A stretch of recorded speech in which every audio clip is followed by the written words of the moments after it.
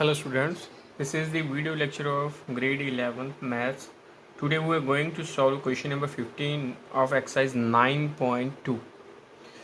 Chapter is sequence and series. So here we will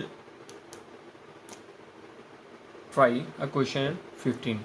Question is, if a power n plus b power n is upon a power n minus 1 plus b power n minus 1 is the AM means arithmetic mean. AM क्या होगा हमारे पास, arithmetic mean होगा।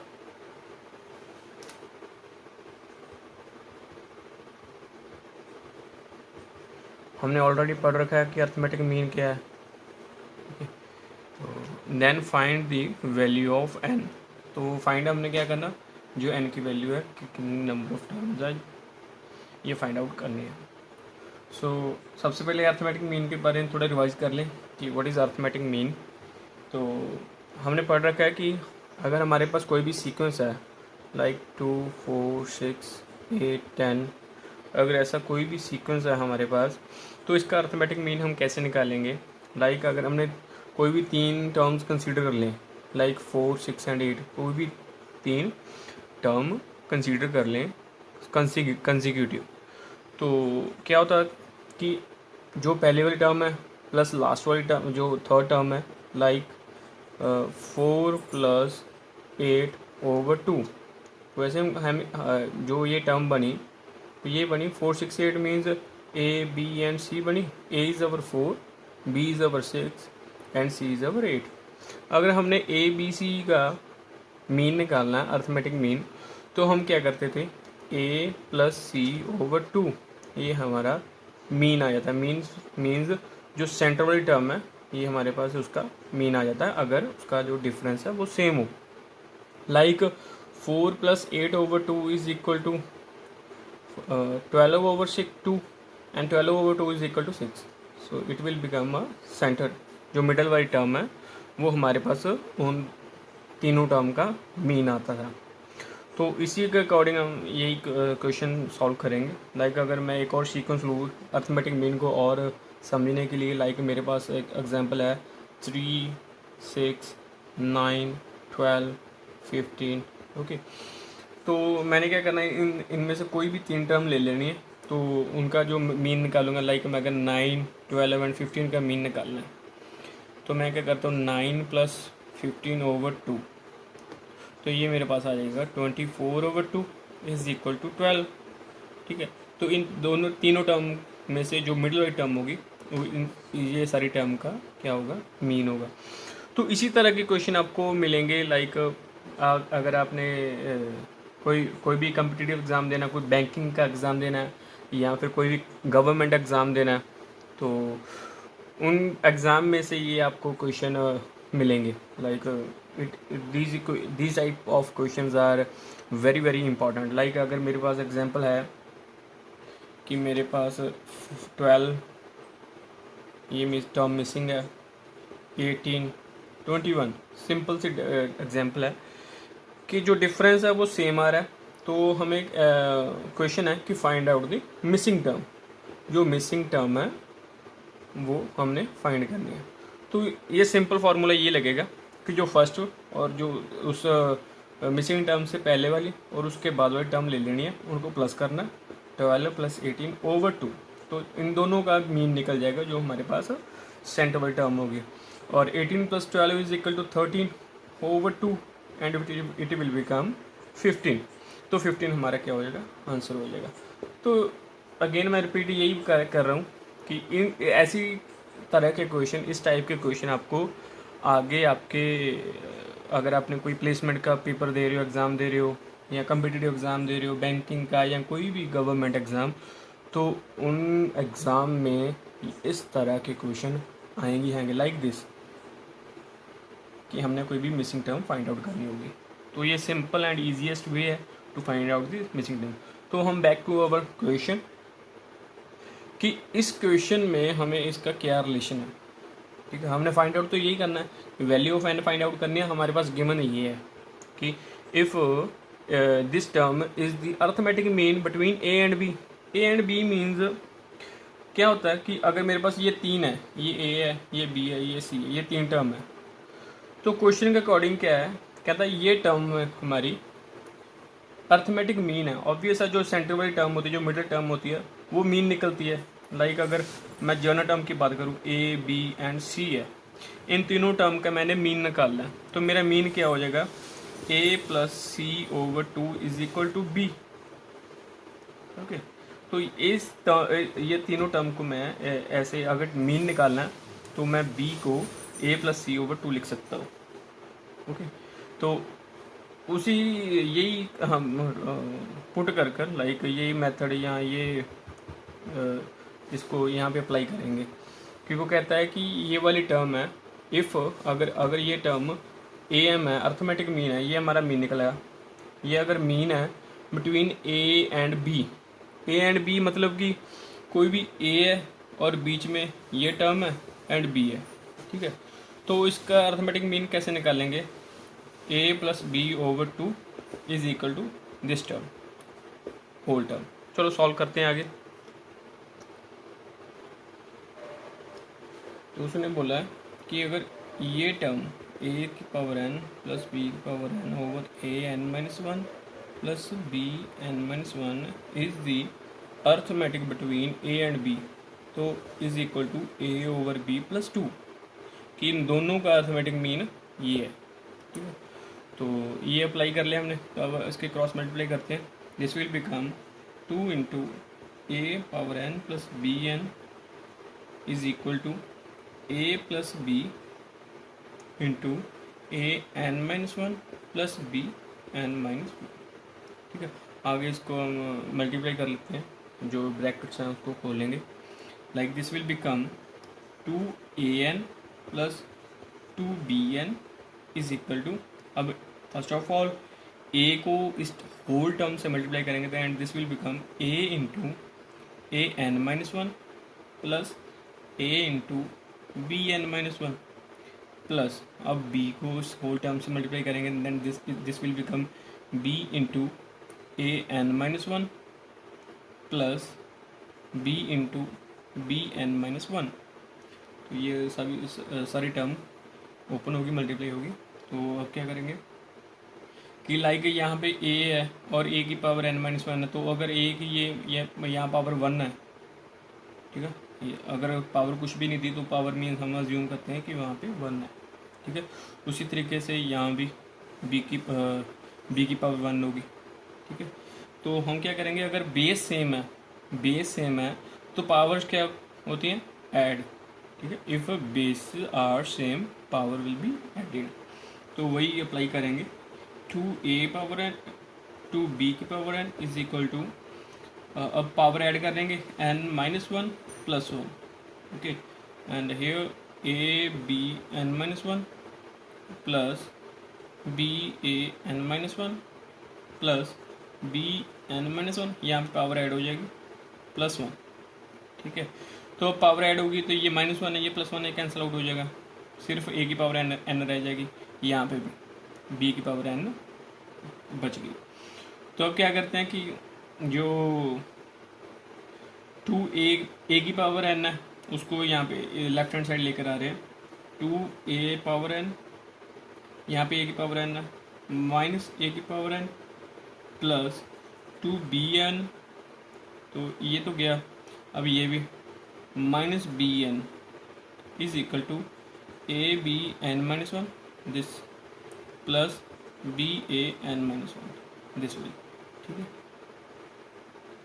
And here अगर two a n है उसमें से अगर one a n की पावर निकल जाएगी तो क्या बचे, पीछे बच गया ए की पावर एन। तो उसी तरीके से यहाँ पे टू बी पावर एन है और वन बी एन माइनस हो जाएगा, तो अंदर के बीच में रेस्ट क्या बचा, b n is equal to A B N minus one plus B A N minus one. अब मैं सोचूंगा कि नेक्स्ट स्टेप क्या है, कि नेक्स्ट स्टेप अगर ए की पावर ए वाली टर्म्स हैं अगर वो एक साथ ले आएंगे, अगर ए की पावर एन है तो यहाँ पे भी ए की पावर एन माइनस वन है, तो अगर मैं इस टर्म को इधर ले जाऊँ तो अगर बी की पावर एन माइनस वन है तो बी एन अगर मैं इधर ले जाऊँ मीन इकट्ठी कर लूँ तो ये बन जाएगा ए एन माइनस ये प्लस वाली है, इधर वाली टर्म आ गया, इधर लेफ्ट हैंड साइड आके माइनस हो जाएगी। B A N minus one is equal to A B N minus one minus ये इधर प्लस आ left hand side, right hand side जाके क्या माइनस हो जाएगा B N.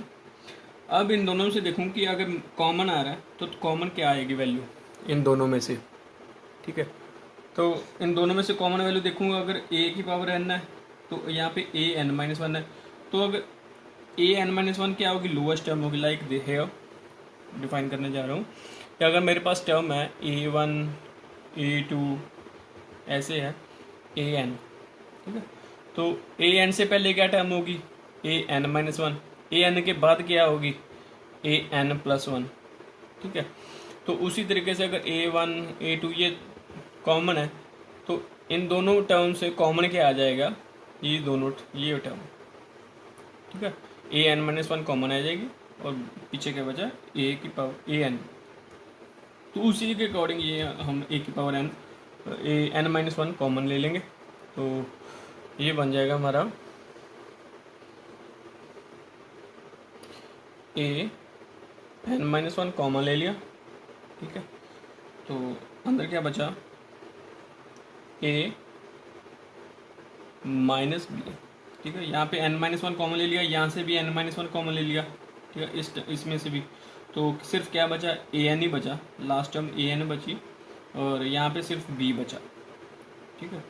Means A N means one बचा है कि ए सिर्फ ए की ए बचा। अगर लाइक अगर मैं अज्यूम करूँ कि वन की पावर वन है, ठीक है, टू की पावर वन है, थ्री की पावर लाइक इसी तरीके से अगर मैं अज्यूम करता हूँ ए की पावर एन, ठीक है।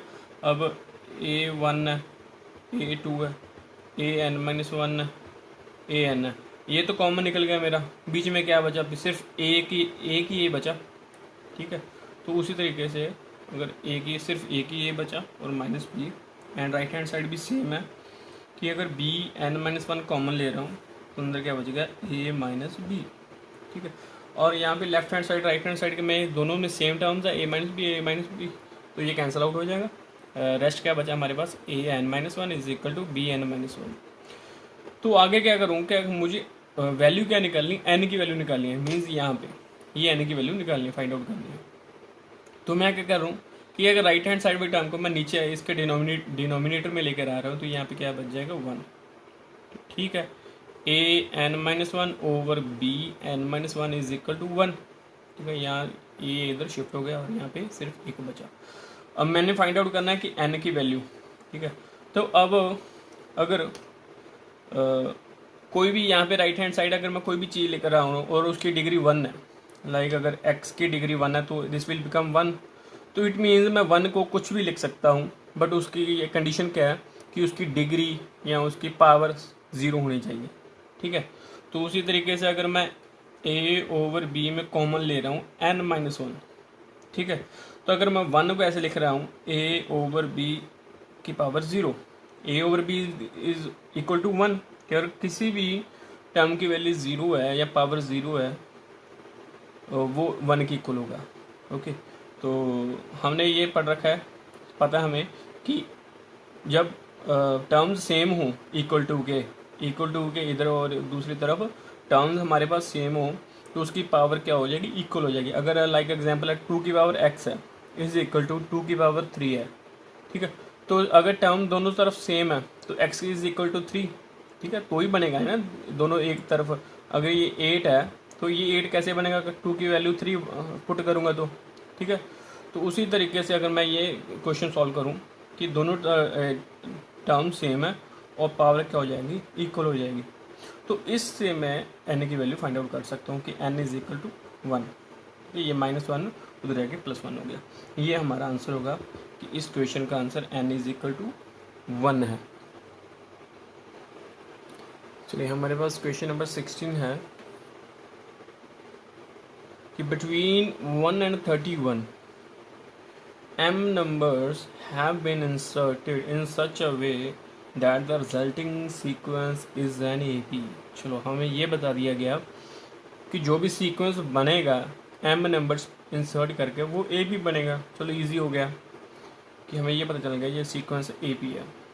तो उसने कहा कि जो रेशियो है 7th एंड m-1th नंबर, दो नंबर है उस सीक्वेंस में, 7th and m-1 number is 5:9। तो उन दोनों नंबर्स की जो रेशियो है 5:9 है। तो हमने फाइंड आउट करना है कि m की वैल्यू क्या होगी। चलो क्वेश्चन जैसे ही उसने स्टार्ट किया उसी तरीके से हम अपना सॉल्यूशन स्टार्ट करेंगे। लाइक बिटवीन 1 एंड 31, ये 1 ले लिया, ये 31 ले लिया। उसने बोला कि m नंबर से हमने इंसर्ट किए, लाइक नंबर 1, नंबर 2, नंबर 3, इस तरीके से इंसर्ट करता गया। पता नहीं कितने नंबर है, m नंबर है, और यहाँ पे हो गया नंबर है हमारे पास m-1, ये रहा जिसकी हमने रेशियो फाइंड आउट करनी है। m-1 के बाद क्या आ जाएगा, m mth नंबर आ जाएगा, m नंबर्स, ठीक है। ये हमारे पास क्या हो जाएगा, n नंबर m+2 वाला नंबर हो जाएगा, ठीक है। तो ठीक है, उसी तरीके से अगर मैं ये सीक्वेंस बनाऊँ, मेरा सीक्वेंस बन गया ए पी। अब ए पी की फर्स्ट टर्म होती है हमारे पास A1, ये हो जाएगी A2, ये हो जाएगी A3, ये हो जाएगी A4।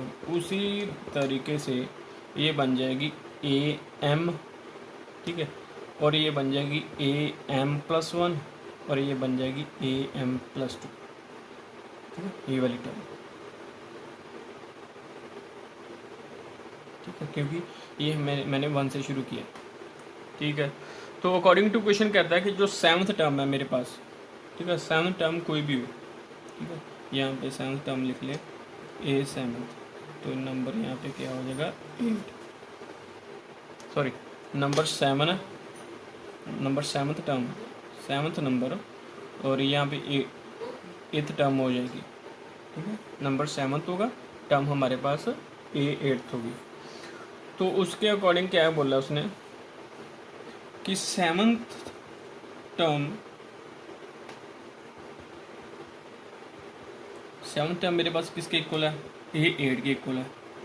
तो ओवर रेशियो उसकी है m-1th टर्म, m-1th टर्म मेरे पास क्या है, AM over AM is equal to 5:7।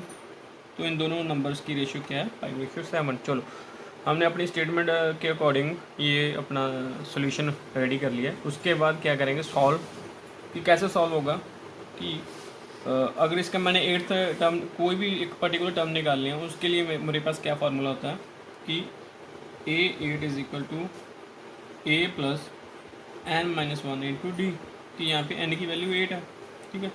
तो उसी तरीके से m की वैल्यू भी यही होगी, ठीक है। तो ये रेशियो में ले लो, AM is equal to A+m-1 into d. तो यहाँ पे n की जगह मैं 8 लिख रहा हूँ, ठीक है। तो ये इक्वल आ जाएगा मेरे पास A+8-7, 8-1 7D ओवर A+m-1 D into D is equal to, इन दोनों की रेशियो क्या है, 5:7। इन दोनों नंबर्स की रेशियो क्या है, 5:7। चलो ठीक है, आगे इसको सॉल्व करेंगे। यही है एक तरीका कि इसको क्रॉस मल्टीप्लाई कर लो भाई, उसके बाद पता चलेगा क्या आएगा, ठीक है। अब क्रॉस मल्टीप्लाई कर रहा हूँ, तो यहाँ पे कर रहा हूँ क्रॉस मल्टीप्लाई करके, ये 7 ऊपर से मल्टीप्लाई हो गया, A+7D is equal to 5 into A+m-1 D, okay, then this will become 7A plus this, and this is 5:9, I think 9, okay, 5:9 है, sorry, and this will become 9A plus 63D is equal to 5A plus D, इसके multiply हो रहा है, D को और 5 को एक ही step में मल्टीप्लाई कर रहा हूँ, 5MD माइनस 5 इंटू 1 5 तो D माइनस 5D, ओके। तो ये दो स्टेप मैंने एक ही स्टेप में कर लिए। तो जो A वाली टर्म्स मैं एक साथ ले रहा हूँ 5A एंड 9A को, D वाली टर्म को एक साथ दूसरी तरफ, 9A ये प्लस है, इधर जाके माइनस होगी is equal to 5md minus 5d, ये 63 इधर जाके माइनस हो गया, माइनस 63d। ठीक है, ये 9 minus 5, this will become 4a and this will become 5md minus, अब माइनस माइनस प्लस हो रहा है तो साइन माइनस का आएगा, और 63 plus 5 is equal to 68d। ठीक है, इन दोनों टर्म से मैंने d कॉमन मिल रहा है मुझे, तो d कॉमन ले रहा हूँ। 4a is equal to d 5m minus 68। Okay, and 4a की वैल्यू मेरे पास ये है। ठीक है, अब इसके आगे क्या सॉल्व कर सकते हैं, 4a की वैल्यू मैं अपने पास रख लेता हूँ। अब हमने पता चल गया कि a हमारे पास क्या है, हमने फाइंड आउट करना है कि m की वैल्यू। ठीक है, जो हमें क्वेश्चन स्टेटमेंट दी थी, तो उसके अकॉर्डिंग हमने यहाँ पे 4a की वैल्यू हमें मिल गई है कि d 4a is equal to d into 5m minus 68। तो अगर हमने m की वैल्यू निकालनी है, मीन्स mth टर्म निकालनी है हमने am, तो इसमें हमें क्या क्या चाहिए, a plus m minus 1 into d. ठीक है, m n है ये हमारे पास m, तो m ये m की वैल्यू है, तो यहाँ पे m इक्वल किसके इक्वल है, m माइनस 1 के। ठीक है, तो हमें क्या क्या हमें चाहिए, a की मिल जाएगी वैल्यू, क्या है, अब d की वैल्यू फाइंड आउट करनी है। ठीक है, तो d फाइंड आउट कैसे करेंगे कि a nth हमारे पास क्या है, a nth is equal to nth term क्या है हमारे पास 31, लास्ट वाली टर्म जो रहेगी, a nth हमारे पास क्या है 31। चलो a nth is equal to a plus n minus 1 into d. ठीक है, तो n की वैल्यू क्या होगी हमारे पास, n की वैल्यू लास्ट टर्म 31, और अगर मैं nth नंबर देखूं तो nth नंबर मेरे पास क्या है, m माइनस 1 m प्लस 2, जो nth टर्म है मेरे पास m प्लस 2 है, और नंबर है मेरे पास 31, टर्म है मेरे पास m प्लस 2 और नंबर है 31। ठीक है, अब ये n है, a n के इक्वल है ये वाली टर्म। ठीक है, तो n की वैल्यू क्या हो जाएगी, m प्लस 2।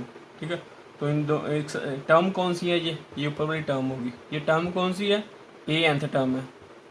ठीक है, तो टर्म है 31, तो ये n की वैल्यू क्या हो जाएगी, m प्लस 2। ठीक है, चलो ये आएगा इक्वल, ये एक बार रब करता हूँ, आगे करेंगे इसको सॉल्व। ठीक है, 31 a nth की value 31 is equal to a plus n की वैल्यू क्या है मेरे पास m plus 2 minus 1 into d. ठीक है, तो 31 इज इक्वल टू a हमारे पास क्या 1 plus m plus 2 minus 1, this will become m plus 1, दो में से एक गए, एक बचा, m plus 1 D. Okay, and इसको सॉल्व करेंगे, ये 1 इधर लिख रहा हूँ मैं, ये 31 से एक गया 1 गया चला गया, ये 30 रह गया, 30 is equal to m plus 1 d. ठीक है, तो d की वैल्यू क्या आ जाएगी, इससे d की वैल्यू ले लेंगे, 30 m माइनस 1 नीचे चला जाएगा 30 के, तो 30 अपॉन m प्लस 1, ये मेरे पास d की वैल्यू आ गई। अब ठीक है, d की वैल्यू हमें मिल गई, a की वैल्यू भी है। ठीक है, a की वैल्यू ये है, d की वैल्यू ये है, तो आगे हमें m टर्म मिल जाएगा ईजिली कि m की वैल्यू क्या है। ठीक है, तो अब d की वैल्यू ये पे, तो d अगर मैं इस टर्म में पुट कर रहा हूँ, अगर मैं d और a की वैल्यू पुट कर रहा हूँ तो m की वैल्यू फाइंड आउट हो जाएगी। ठीक है, तो अब इस टर्म में मैं पुट कर रहा हूँ d और a की वैल्यू। चलो 4 इंटू 1, यहाँ पे 1 पुट किया, 4 into 1 is equal to d की वैल्यू मेरे पास है 30 upon m plus 1 into 5m minus 68। ठीक है, चलो ये m माइनस m प्लस 1 इधर मल्टीप्लाई हो जाएगा 4 से, तो अगर 4 से मल्टीप्लाई हो रहा है 30 इससे मल्टीप्लाई हो जाएगा, तो अगर मैं दो स्टेप एक ही स्टेप में मैं कर रहा हूँ तो ये बन जाएगा 4m प्लस 4, ये m प्लस 1 इधर आके मल्टीप्लाई हो जाएगा, हो गया, और अब ये 30 इंटू 5m बना माइनस 30 इंटू 68 बना, तो ये बन गया 150m -68 को मल्टीप्लाई कर रहा हूँ मैं 30 से, 68 को 30 से मल्टीप्लाई कर रहा हूँ, मेरे पास आएगा 240। ओके चलो, अब क्या है कि m की वैल्यू m की टर्म्स है, एक तरफ ले लें और दूसरी एक तरफ, तो ये बन जाएगा 4m से अगर मैं 150m माइनस कर रहा हूँ, या ये इसको 4m को मैं इधर लेकर आ रहा हूँ और 240 को इधर लेकर आ रहा हूँ, तो ये मेरे पास बन जाएगा 150 से 4 गए 146m is equal to 2040 plus 4, इधर जाके ये प्लस हो जाएगा, ये बन जाएगा 244। ठीक है, तो यहाँ से मेरे पास m की वैल्यू होगी 244 ओवर 146 इज इक्वल टू 14। ये मेरे पास m की वैल्यू फाइंड आउट होगी, m इज इक्वल टू 14। चलिए अब क्वेश्चन नंबर 18 है। क्वेश्चन नंबर 17 आपने खुद ट्राई कर लेना, इजी है, बहुत इजी है, हो जाएगा। तो क्वेश्चन नंबर 18 है हमारे पास, the difference between any two consecutive interior angles of a polygon is 5 degree. तो पॉलीगॉन, सबसे पहले ये हमारे पास टर्म है पॉलीगॉन, क्योंकि इस एक्सरसाइज में यही क्वेश्चन है सिर्फ पॉलीगॉन के बेसिस, और ये क्वेश्चन भी इम्पोर्टेंट है। If the smallest angle is 120 degree, तो पॉलीगॉन का जो भी स्मॉलेस्ट एंगल है वो है 120 डिग्री। तो हमने उस पॉलीगॉन की साइड्स फाइंड आउट करनी है, कितनी साइड्स का वो पॉलीगॉन है।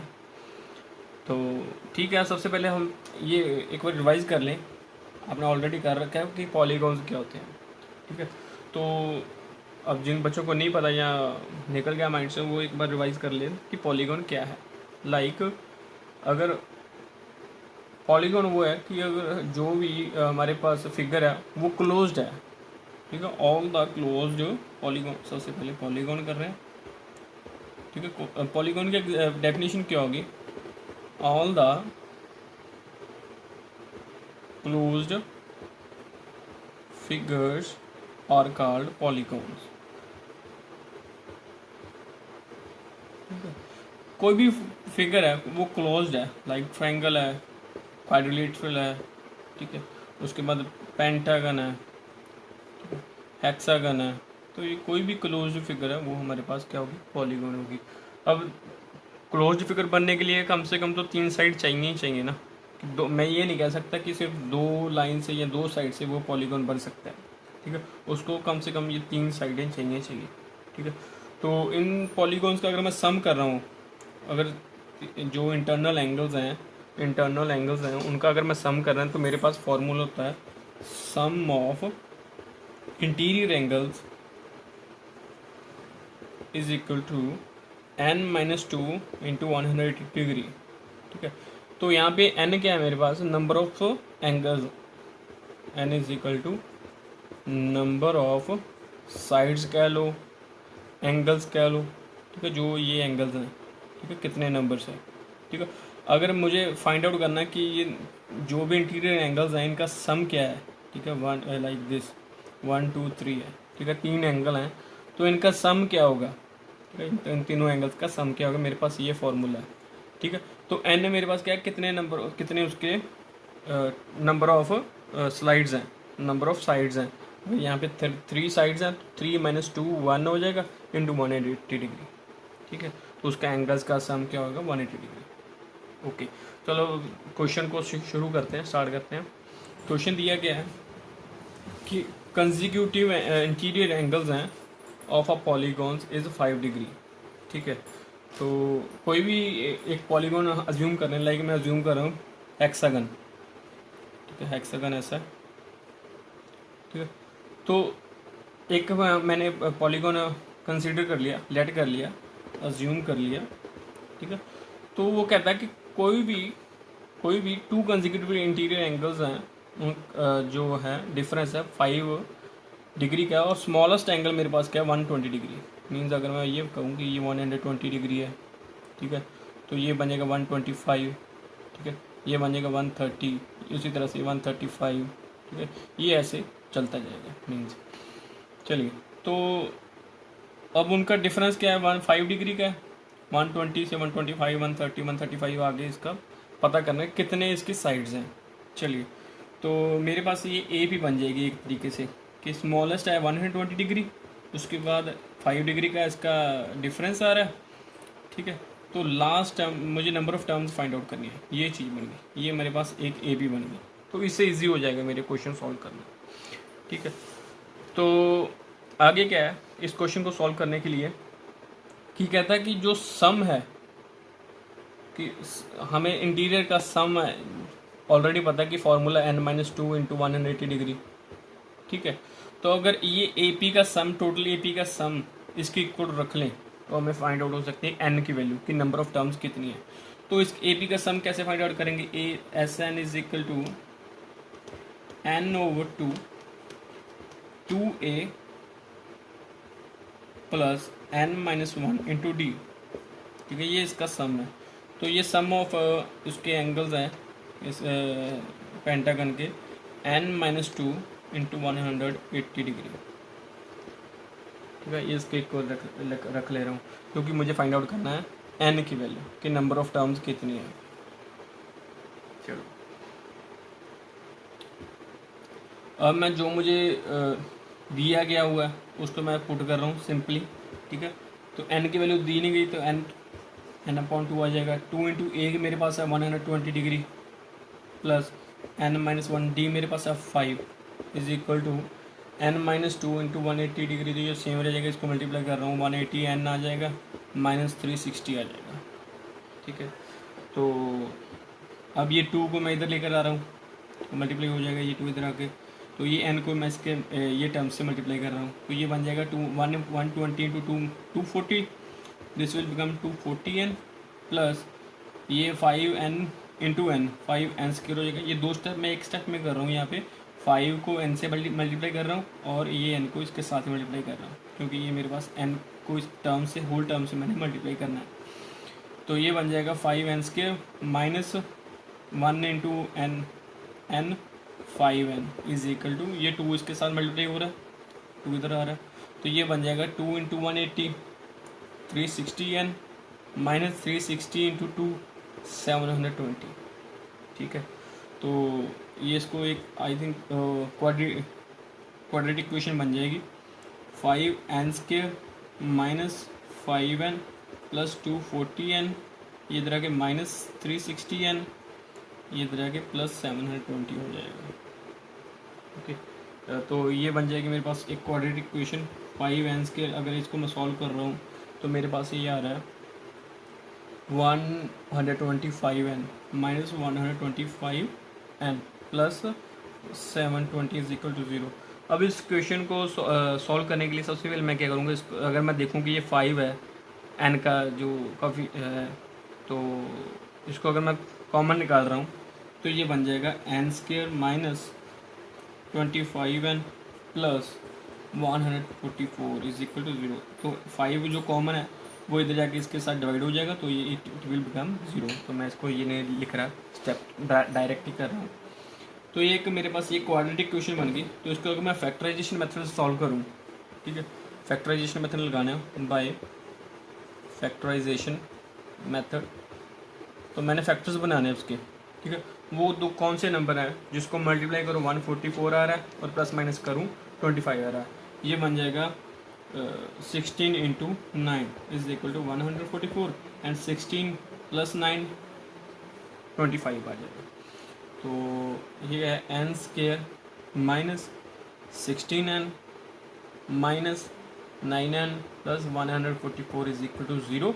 तो इन दोनों में से n कॉमन आ रहा है, n माइनस 16 माइनस 9 कॉमन ले रहा हूँ तो n माइनस 16 अंदर आ जाएगा।